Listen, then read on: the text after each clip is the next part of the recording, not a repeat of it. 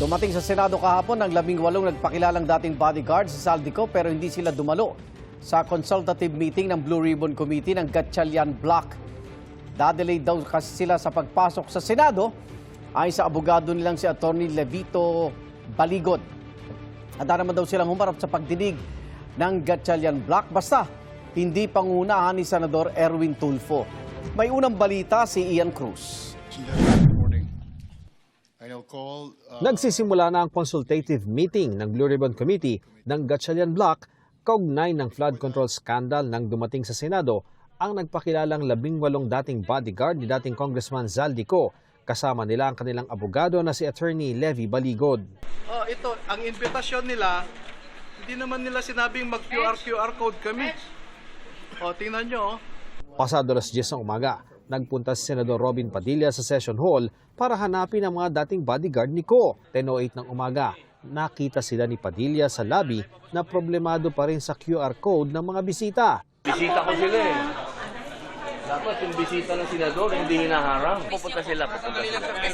Pero bakit sa office mo, sir? May press con muna. May Ako ang press con. pumili. Ako ang nag-request. Okay, sir. Sir, punta kayo sa hearing? Punta kayo sa hearing? Pero hindi pa rin sila makaakyat dahil sa mga di-planchadong QR code ng visitors form. 10:43 ng umaga o makaraan ng isang oras ay nakaakyat na sina Baligod. Pero imbes sa session hall, dumiretso sila sa tanggapan ni Padilla para sa isang press con.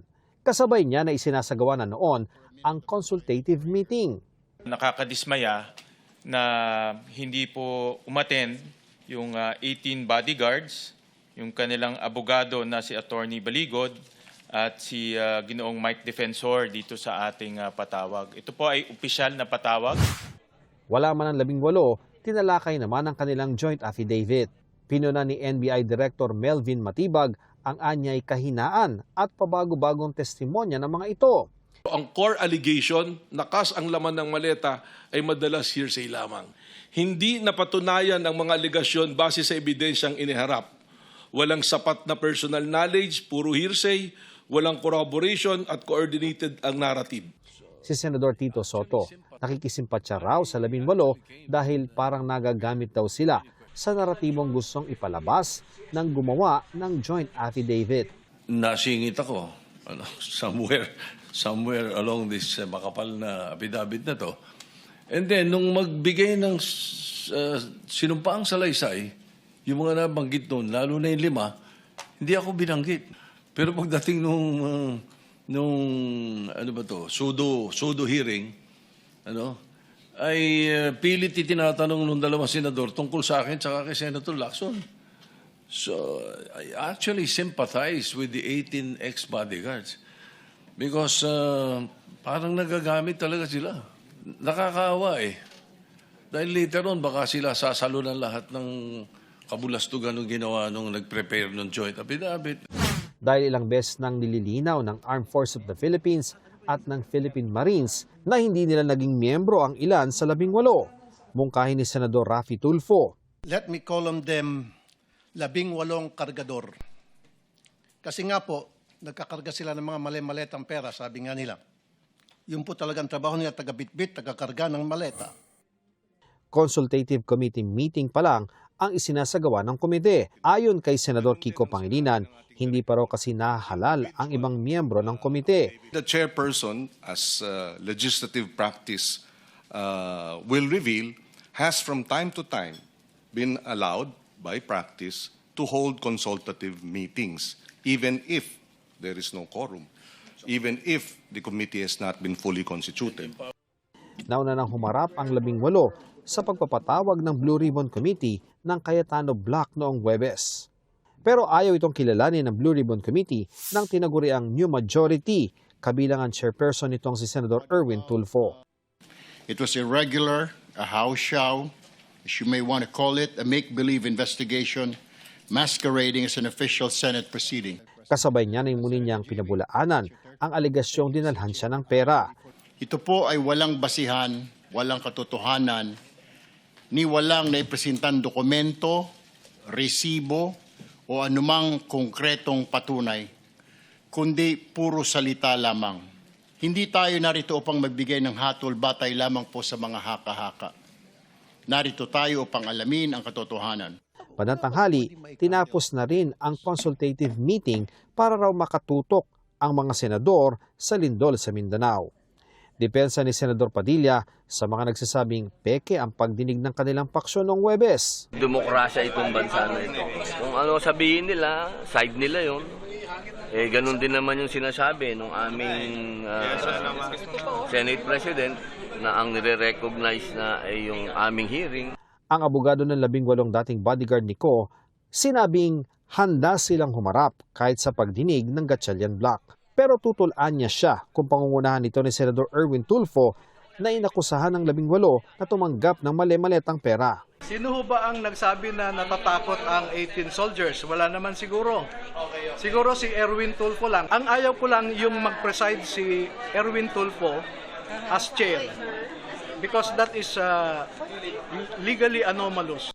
Handa raw Senador Erwin Tulfo na mag-inhibit kung maghihiring na ang kanyang komite. Definitely, yung sinasabi lang mag-inhibit, definitely mag-inhibit ako. Plano ko nga sana kaso mga meeting pa lang ito. Pag sa hearing proper, I will announce, I will inhibit. Ayon naman kay Senador Gatchalian, iimbitahan pa rin daw nila ang 18 dating bodyguard ni Ko. Dito na sila sana pumunta na lang sila dito. Why all the drama of pupunta pa doon, may press con.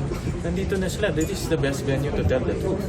Ang sinisi ni Baligod sa di pagdalok ay ang naantala umanong pagpapapasok sa kanila. Meeting, consultative meeting. Sayang yung opportunity. Na-delay kami sa entrance din kasi. Halos sabay natapos ang press con ng 18 at ang consultative meeting ng Blue Ribbon Committee na nag-imbita sa kanila. Sa press conference, tinanong si Baligod tungkol kina Senador Mark Villar na nahatiran umano ng mali-maletang pera sa Las Piñas pero di nabanggit noong Huwebes. Nakita nila, sir, na tinanggap mismo ni Senator Mark? Wala po silang sinabi na ganon. Basta pinadala nila sa address na yon. At pagdating po ng masusing pagtatanong ng panel of investigators ng ombudsman, ay dyan po nila maging official na sabihin kung nakita nila o hindi. Nasa affidavit din ang paghahatid umano ng pera kay Senador Loren Legarda. Pero kay Senadora Loren, hindi. Wala sila nakita. Hindi nila nakita na nakapasok sa gate. Kasi yun yung what they clearly recalled was that pagbaba ni Saldico, nagbukas ang gate, pumasok siya, sinara din yung gate daw. So pati si Mark Tiksay, na usually sumasama sa kanya, naiwan sa labas. pagkatapos ng press con, dumiretso sina Padilla at Baligod sa tanggapan ni Senador Tito Soto. Matapos ang halos isang oras, ay lumabas si Padilla at sinabing si Baligod lang ang kausap ni Soto. Nang lumabas si Baligod, sinabi niyang kaibigan niya si Soto. Anya, ipinaliwanag din niya kay Soto na na-delay sila sa gate ng Senado. Kung ipapatawag daw muli sa pagdinig, ay dadaluan niya ang mga kliyente. May 14 pa raw na dating tauhan din ni Ko ang pwedeng tumistigo. Attorney, malaki ba pasabog nila talaga? Tingin mo? Ayoko munang mag-speculate. Hindi ko alam kung ano yung malaking pasabog o hindi. Basta we will just fulfill our civic duty. But national leaders, nationally elected. Oo. Aabot ang Malacanang, sir? Ang kwan? Kapangalanan? Ayokong, pardon me, no? Ayoko munang mag-speculate. Nais din daw makausap ni Baligod si Tulfo. Ito ang unang balita, Ian Cruz, GMA News.